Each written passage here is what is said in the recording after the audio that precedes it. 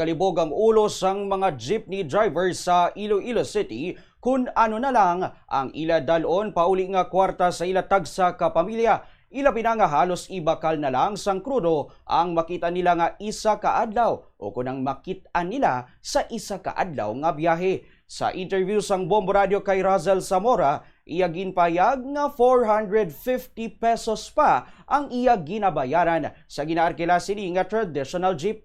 Sa 850 pesos sini nga limpyo, 500 pesos ang ginatabon sini sa krudo. Ganit 350 pesos na lang gid ang madala sini pauli. Suro kay Zamora ginaantisipar na sini nga mas magamay pagid ang iya limpyo. Bangod madugangan pagid sang 14 pesos ang presyo sang kada litro sang krudo sa masunod nga semana. Tubtob subong suno sa iya, wala pa ini sang nabatian nga may nakabaton na sang ayuda.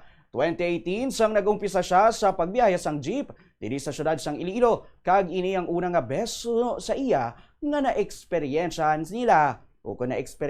nila ang kapuraot sang biyahe nga resulta sang nagatibok nga presyo sang gatong. Kasakit man sa amon yung mga driver nga sa Martes masaka na pod 14. Di na namo ko namo ginansya nga 700 babuhinan pa 350 4 tapal pa sa kurodo. Di ano na lang na lang sa among pamilya.